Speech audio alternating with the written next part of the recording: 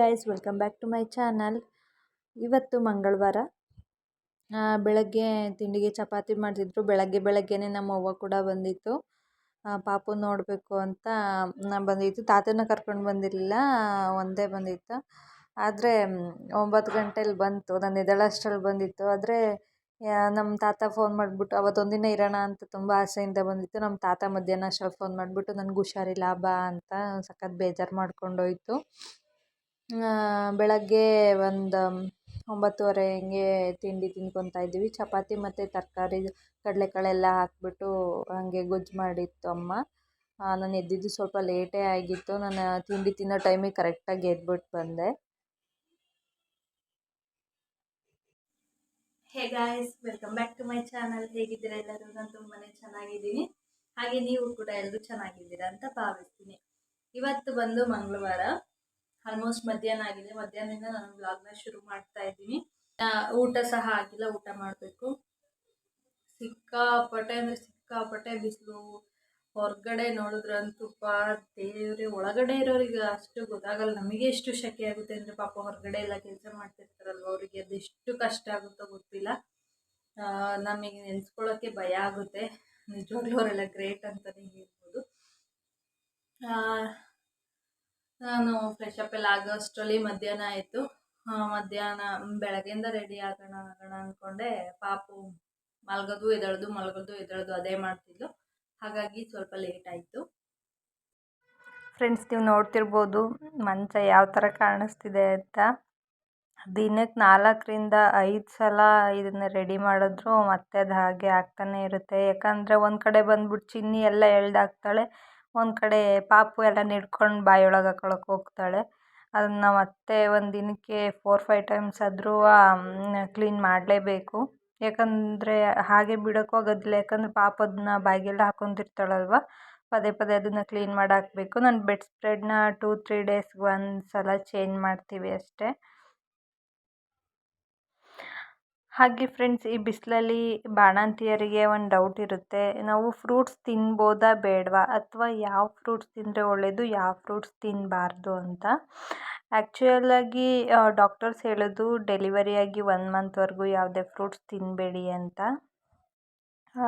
1 month ಆದಮೇಲೂ ನಿಧಾನ ಶುರು ಮಾಡಿ. ಒಂದೇ ಸಲ ನಾರ್ಮಲ್ ಕ್ವಾಂಟಿಟಿ ಅಷ್ಟು ತಿನ್ನೋಕ್ಕೆ ಹೋಗಬೇಡಿ, ಸ್ವಲ್ಪ ಸ್ಟಾರ್ಟ್ ಮಾಡಿ ಅಂತ. ಅದರಲ್ಲೂ ಪಚ್ಚಬಾಳೆಹಣ್ಣನ್ನ ಅವಾಯ್ಡ್ ಮಾಡೋಕ್ಕೆ ಹೇಳ್ತಾರೆ.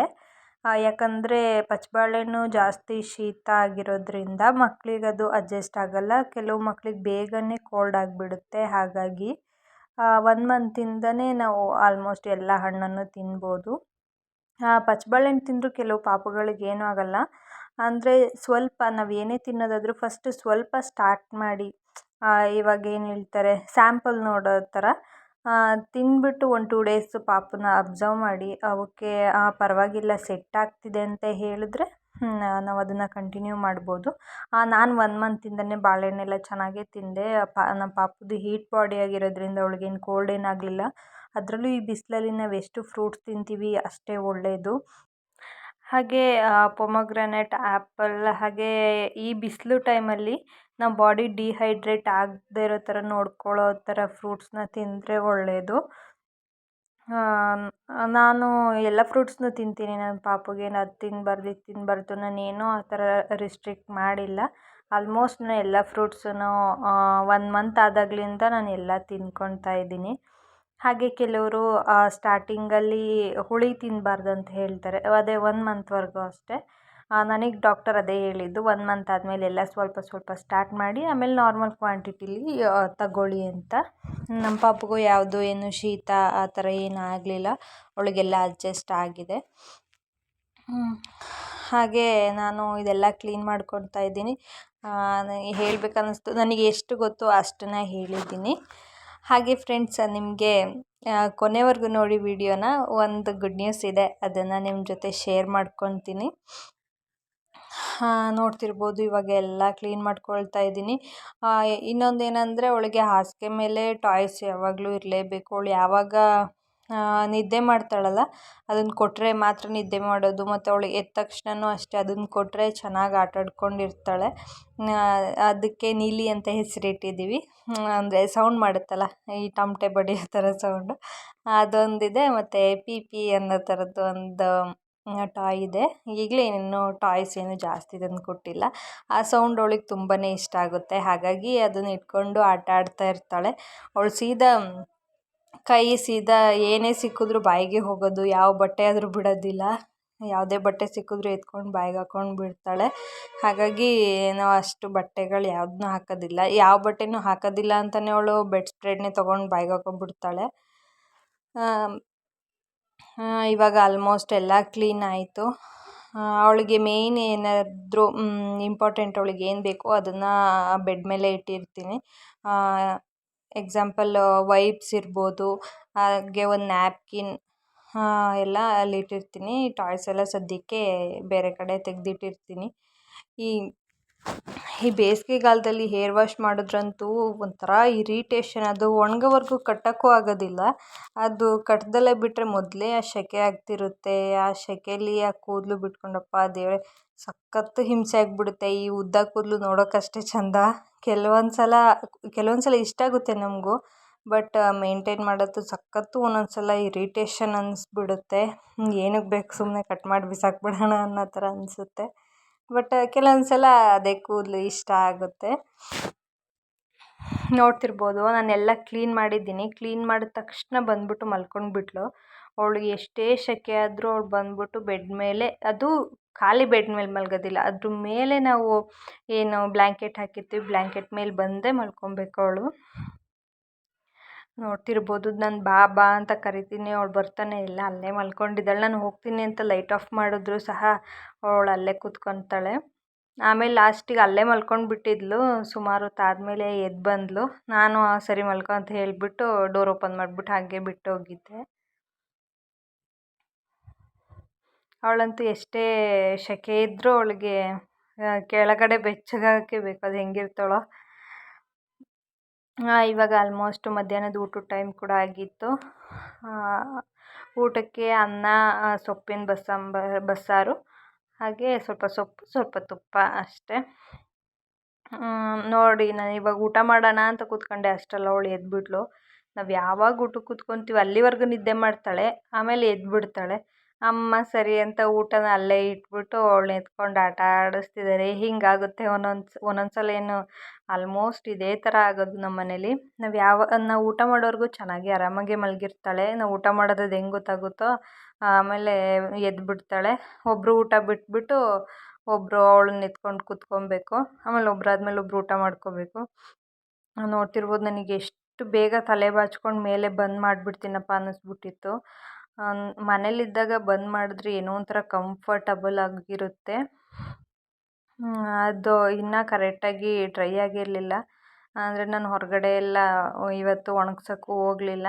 ಹಾಗೇ ಒಂದು ಕ್ಲಿಪ್ ಹಾಕ್ಬಿಟ್ಟಿದ್ದೆ. ಒಂದು 90% ಡ್ರೈ ಆಗಿತ್ತು, ಇನ್ನೊಂದು 10% ಅಷ್ಟೇ ಒದ್ದೆ ಇತ್ತು. ಪಾಪುನು ಅಲ್ಲಿ ಎದ್ಬಿಟ್ಟು ಒದ್ದಾಡ್ತಿದ್ಲು ಬೆಡ್ ಮೇಲೆ. ಹಾಗಾಗಿ ನಾನು ಅವಳನ್ನ ನೋಡಿಕೊಂಡು ಮಾತಾಡಿಸ್ಕೊಂಡು ತಲೆ ಬಾಚ್ಕೊತಾ ಇದ್ದೆ ಫಸ್ಟ್ ಬಂದ್ ಮಾಡಿಬಿಡ್ಬೇಕಪ್ಪ ಅಂತ. ಹಾಗೆ ನಾನು ನಿಮ್ಗೆ ಹೇಳಿದ್ನಲ್ಲ ಏನೋ ಒಂದು ಗುಡ್ ನ್ಯೂಸ್ ಅಂತ.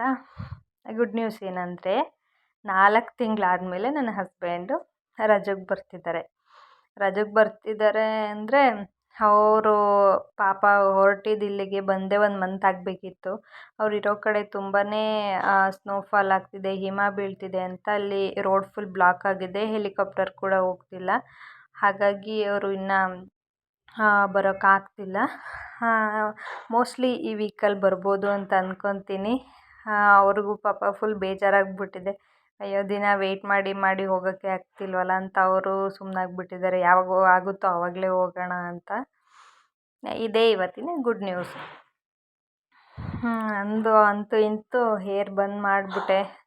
ನನಗಂತೂ ಈ ಥರ ಮಾಡಿದ್ರೆ ಏನೋ ಒಂಥರ ಫ್ರೀ ಅನಿಸುತ್ತೆ. ನನಗೆ ಹತ್ರ ಕೂದಲೆಲ್ಲ ಬರೋದು ಅದೆಲ್ಲ ನನಗೆ ಒಂಥರ ಇರಿಟೇಷನ್ ಅಂತ ಅನ್ನಿಸ್ಬಿಡುತ್ತೆ. ನನಗೆ ಹೊರಗಡೆ ಎಲ್ಲಾದರೂ ಹೋದಾಗ ನಾನು ಜಡೆ ಹಾಕಿದ್ರೂ ಅಷ್ಟು ಎಷ್ಟೊತ್ತಿಗೆ ಹೋಗ್ಬಿಟ್ಟು ಮನೆಗೆ ಹೇರ್ ಬಂದ್ ಮಾಡಿಬಿಡ್ತೀನಪ್ಪ ಅನಿಸುತ್ತೆ. ಅದೇನೋ ಒಂಥರ ಹಾಗೆ ಅಭ್ಯಾಸ ಆಗಿದೆ. ಪಾಪುನೂ ಅಷ್ಟೊತ್ತಿಗೆ ಎದ್ದಿದ್ಲು. ನೋಡಿ ಎದ್ದು ಅವಳು ನಮ್ಮಮ್ಮ ಇಬ್ಬರು ಆಟ ಆಡ್ತಿದ್ದಾರೆ. ಅವಳು ನೋಡ್ಬೋದು ಹೆಂಗೆ ಜಿಂಕ್ಟೋದು ಕಲ್ತಿದ್ದಾಳೆ ಗೊತ್ತಾ, ಕೈಯಲ್ಲಿ ಹಂಗೆ ಚಿವುಟ್ತಾಳೆ, ಮುಖ ಎಲ್ಲ ನನ್ನ ಮುಖದಲ್ಲಿ ಎಷ್ಟು ಕಲೆ ಮಾಡಿದ್ದಾಳೆ ಗೊತ್ತಾ, ಈಗಲೆಲ್ಲ ಕಿತ್ತಾಕ್ಬಿಟ್ಟು ಇದ್ದಾಳೆ. ಅವಳ ಮುಖನ ಅವಳು ಅಷ್ಟು ಪರ್ಚ್ಕೊತಾಳೆ ಕೆಲವೊಂದು ಟೈಮು. ಬಟ್ ಎದುರುಗಡೆ ಇದ್ದವ್ರ ಮುಖ, ಕೈ ಕಾಲು ಪರ್ಚೋದು ಜಾಸ್ತಿ. ಹಾಗೆ ನನ್ನ ಮಗಳು ಎಷ್ಟು ಬುದ್ಧಿವಂತ ಆಗಿದ್ದಾಳೆ ಗೊತ್ತಾ. ನಾನು ನಿಮಗೆ ಲಾಸ್ಟಲ್ಲಿ ಒಂದು ವಿಡಿಯೋ ಆ್ಯಡ್ ಮಾಡ್ತೀನಿ. ನನಗೆ ಆಶ್ಚರ್ಯ ಆಯಿತು, ಬಟ್ ಗೊತ್ತಿಲ್ಲ ಅದು ಕೋಇನ್ಸಿಡೆನ್ಸಾ ಏನು ಅಂತ.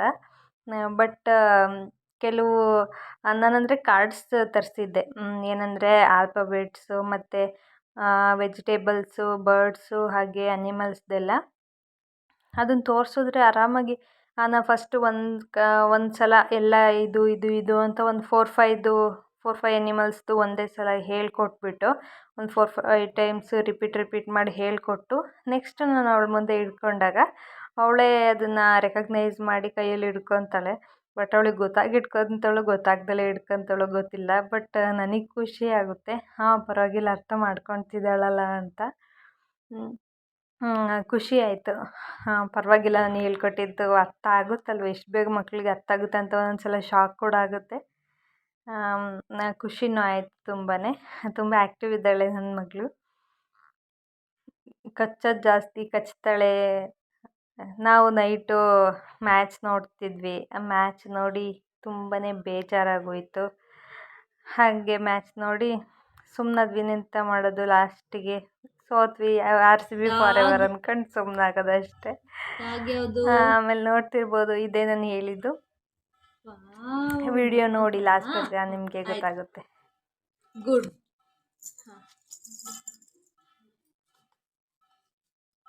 ರ್ಯಾಟ್ ಯಾವುದು? ರ್ಯಾಟ್ ರ್ಯಾಟ್ ರ್ಯಾಟ್ ಯಾವುದು? ಇಲ್ಲಿ ನೋಡ್ಬೇಕು. ರ್ಯಾಟ್ ಯಾವುದು? ರ್ಯಾಟ್ ಅದಾ? ರ್ಯಾಟ್ ಇಲ್ಲಿ. ರ್ಯಾಟ್ ಯಾವುದು ನೋಡ್ಬೇಕು. ರ್ಯಾಟ್ ಯಾವುದು? ಅದ ರ್ಯಾಟು. ವಾವ್, ರ್ಯಾಟ್ ಇದು. Good girl. ಆಯಿತು. ನೆಕ್ಸ್ಟು ಝೀಬ್ರಾ ಯಾವುದು? ಝೀಬ್ರಾ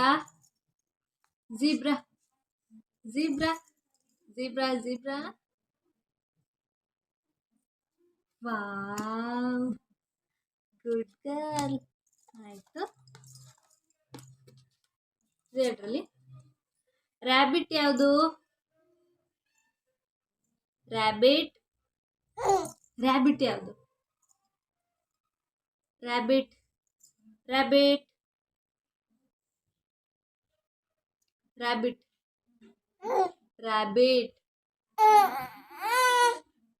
ಆಯಿತು. ಇದು ಲಾಸ್ಟು. ರ್ಯಾಬಿಟ್ ಯಾವುದು? ತಗೋಬೇಕು. ರ್ಯಾಬಿಟ್ ತಗೋ. ರ್ಯಾಬಿಟ್ ಯಾವುದು? ರ್ಯಾಬಿಟ್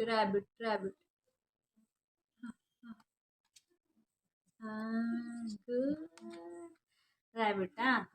ಆಯಿತು. ಗುಡ್. ನೀನು ಟೈಗರ್ ಯಾವುದು? ಟೈಗರ್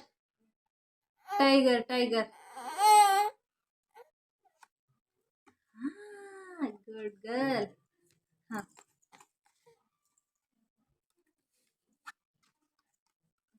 ಲಯನ್ ಯಾವುದು? ಲಯನ್ ಯಾವುದು? ಲಯನ್ ಯಾವುದು?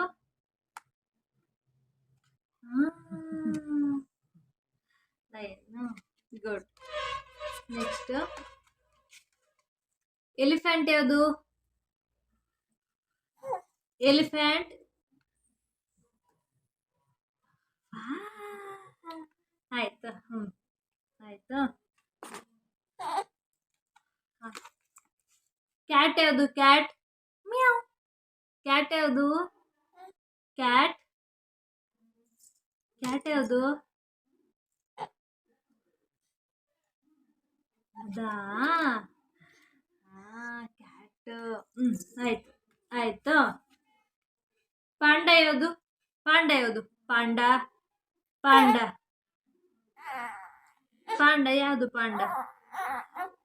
ಪಾಂಡ ಯಾವುದು? ಆಯ್ತು. ಆಯ್ತಾ ಯಾವುದು ಪಾಂಡ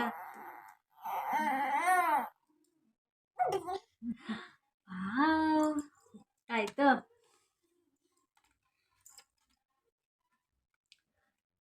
ಗೋಟ್ ಯಾವುದು goat slip slip slip slip get up get up get up slip slip slip slip slip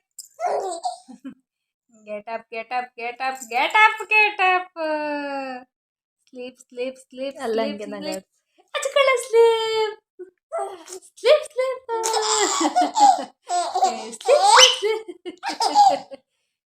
sleep sleep sleep sleep sleep sleep sleep get up get up get up get up get up get up sleep sleep sleep sleep sleep sleep sleep